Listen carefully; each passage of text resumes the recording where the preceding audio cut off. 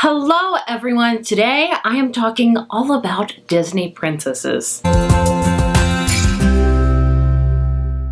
This video is kindly sponsored by Disney Book Group, and the whole video is inspired by the recent release of Rebel Rose by Emma Theriault. Rebel Rose is the first book in a brand new YA historical fiction fantasy series called The Queen's Council. Basically, Disney princesses meets The Crown. In this series, the Disney princesses are young rulers that all come into power and that are all aided by a mysterious force that weaves all of their tales together. This first book, Rebel Rose, reimagines Belle's story in the midst of the French Revolution. Meet Belle just after she has broken the curse and made the beast human. But in the meantime, the rebellion in Paris has begun. Belle is caught between her future as a royal and her roots as a commoner. Happily Ever After was just the beginning.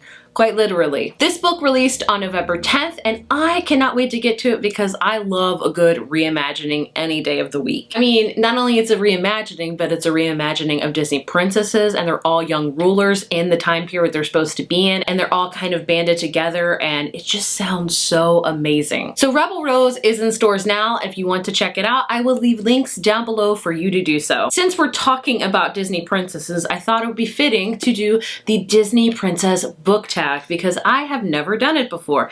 And we're talking about princesses, so why not? Let's do it. So the first one is Snow White, and that is your favorite classic because Snow White is, of course, the quintessential classic princess. And for that, I'm gonna have to go, favorite classic, I'm gonna have to go with Little Woman by Louisa May Alcott. I finally read it this year. Just loved it so much. It's so heartwarming, a story about these sisters and family and love. It's just, oh, definitely my favorite classic. I always used to say The Great Gatsby, but now I think Little Woman has more than surpassed that. Next up, we have Cinderella, a book you kept reading past bedtime. Get it? Because Cinderella always stays, out late. The last time I read a book that I stayed up late to read was Reborn Yesterday by Tessa Bailey. This is a vampire romance. I loved it so very much. I definitely stayed up way past my bedtime because I do have a bedtime. I'm old. Next up, we have Aurora, favorite classic romance.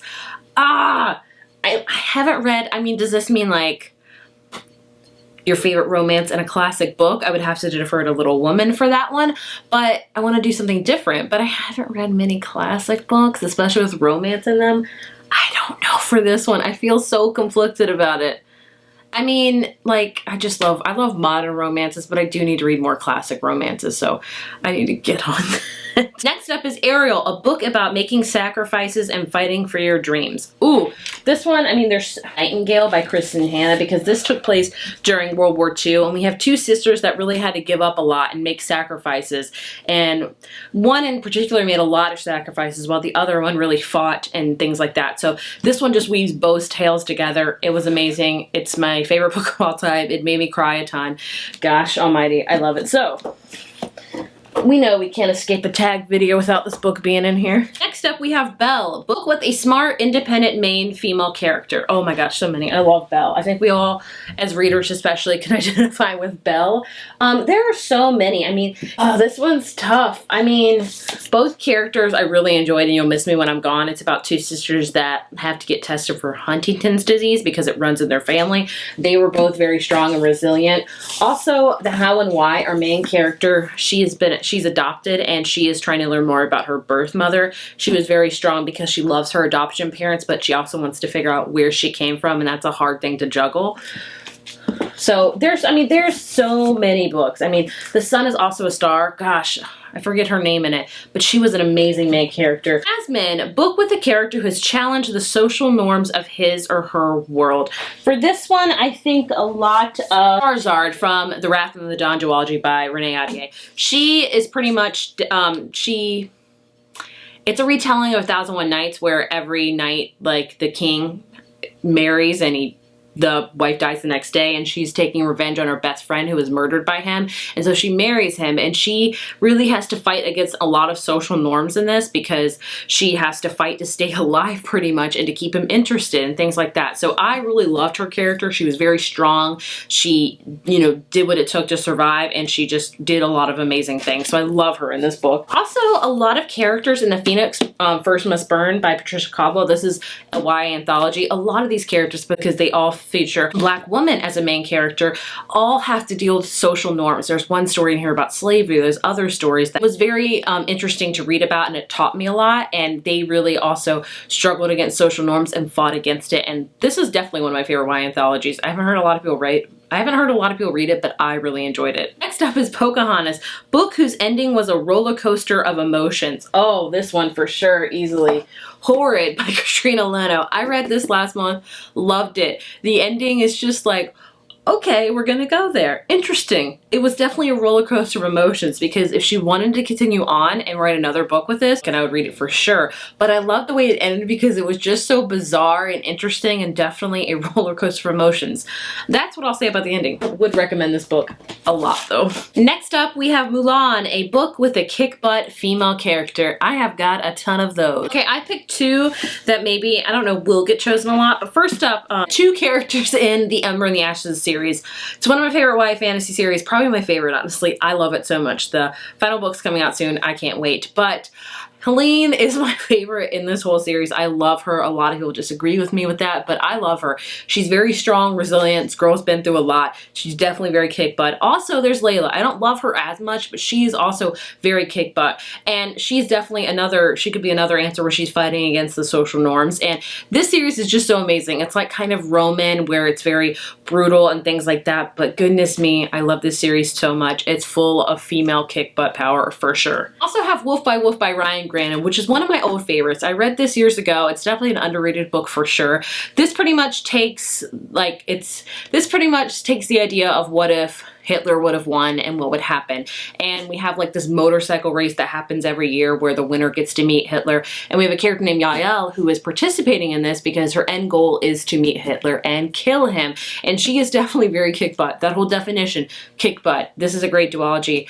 Doesn't get enough love, but I love it. Next up, we have Rapunzel, a book that features an artist. I have several of those, but one that comes to mind is definitely Eliza from Eliza and Her Monsters. Eliza has her own kind of graphic comic that she does every week on a site, and it's really famous. She is really great. This whole book is about her dealing with that, with also dealing with her mental health and things like that. An amazing book.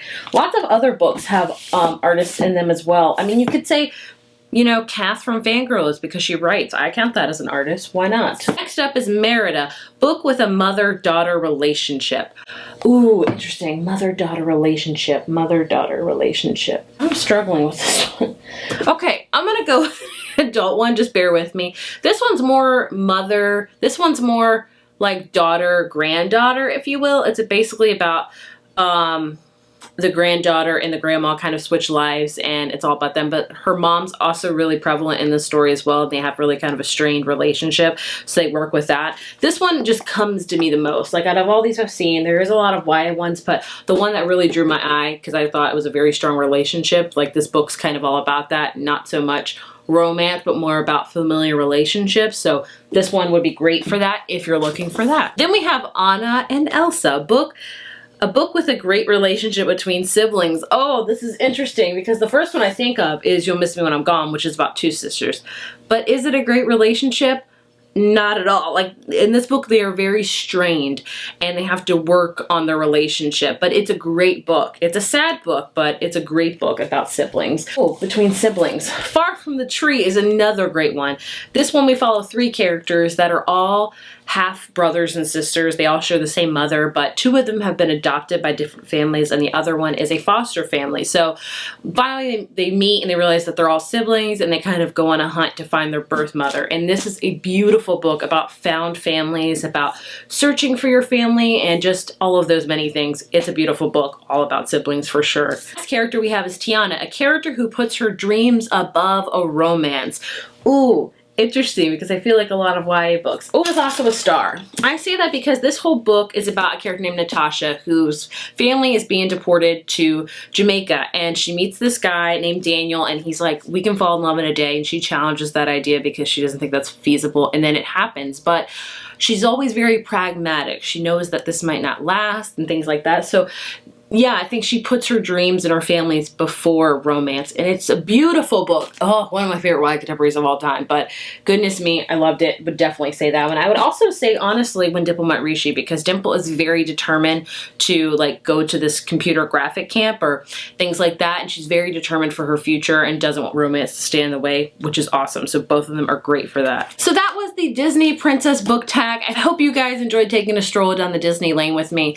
I don't watch nearly enough Disney movies. I think I used to when I was a child. I don't know. It just is what it is, I suppose, but I always loved Disney princesses. And like I said, this whole video was inspired by the recent release of Rebel Rose by Emma Theriault, which released on November 10th. Be sure to check it out in stores or online today. Again, like I said, I will leave the links down below. Also, who's your favorite Disney princess? I would love to know. Growing up, my favorite was always Aurora, but I feel like as a reader now, I just identify with Belle because my dream is having a massive library.